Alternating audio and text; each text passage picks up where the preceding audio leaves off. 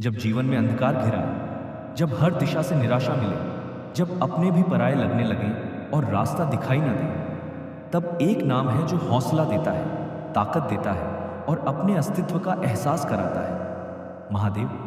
महादेव, जिन्हें हम शिव, शंकर, भोलेनाथ, नीलकंठ और महाकाल के नाम से जानते हैं, वो केवल एक देवता नहीं है, वो शक्ति है, वो सृष्टि का आधार है, वो विनाश और सृजन दोनों के अधिपति हैं। और सबसे बड़ी बात, वो प्रेरणा है। महादेव की सबसे बड़ी खासियत क्या है जानते हो? वो इस ब्रह्मांड के सबसे सरल और सबसे जटिल देवता है। सरल इसलिए क्योंकि उन्हें कोई दिखावा पसंद नहीं। एक चिता की भस्म, गले में सांप, जटाओं में गंगा और तन पर बाघंबर। और जटिल इसलिए क्योंकि उनका हर रूप, हर कथा, हर प्रतीक जीवन का गहरा संदेश छुपाए हुए है। महादेव सिखाते हैं कि बाहरी दुनिया से ज्यादा जरूरी है अपनी भीतरी दुनिया को समझना। क्योंकि जब भीतर का तूफान थम जाता है तो बाहर की आंधियां तुम्हें डिगा नहीं सकती। एक बार सोचो, वो देव जो सृष्टि के सबसे बड़े योगी हैं, जिन्हें संसार की कोई वस्तु बांध नहीं सकती, जिन्होंने काम, क्रोध, लोभ, मोह सब पर विजय पा ली है, वो हमें क्या सिखाते हैं? सबसे पहले धैर्य।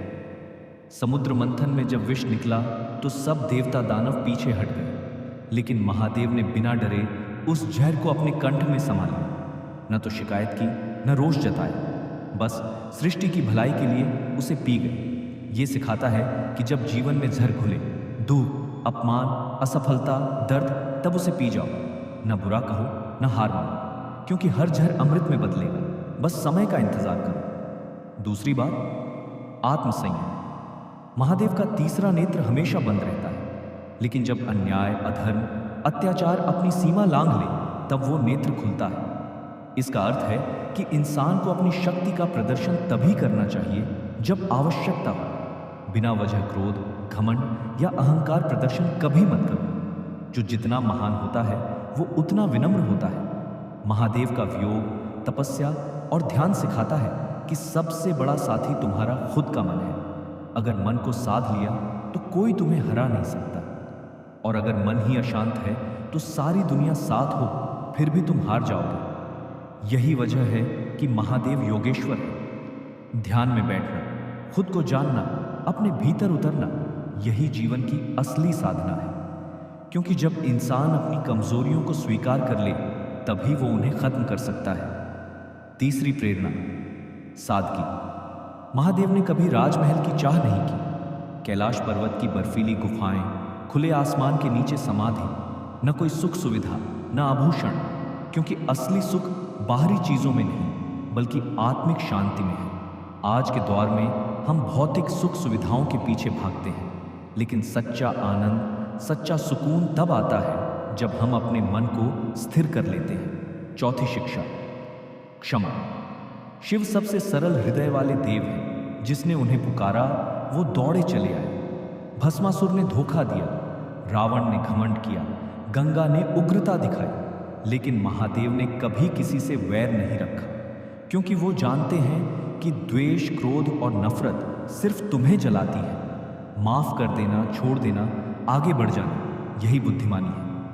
अंत में सबसे बड़ी प्रेरणा, तांडव। तांडव नृत्य विनाश का प्रतीक है, लेकिन हर विनाश के पीछे एक नई सृष्टि होती है।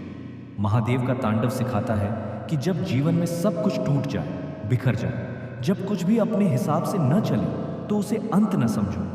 समझो कि ब्रह्मांड तुम्हारे लिए कुछ नया रचने वाला है। विनाश के बाद सृजन निश्चित है।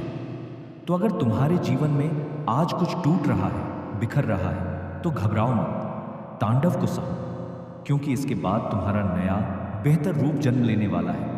तो हे शिव भक्तों, आज से जीवन में चाहे कोई भी परिस्थिति आ जाए, अपने भीतर के महादेव को मत भूलना। धैर्य रखो, तप करो, साधना करो, अपने मन को जानो। जो गया उसे जाने दो, जो मिला उसका आभार करो, और जो आने वाला है उसका स्वागत करो। क्योंकि अगर महादेव तुम्हारे साथ है तो कोई भी शक्ति तुम्हें हरा नहीं सकती।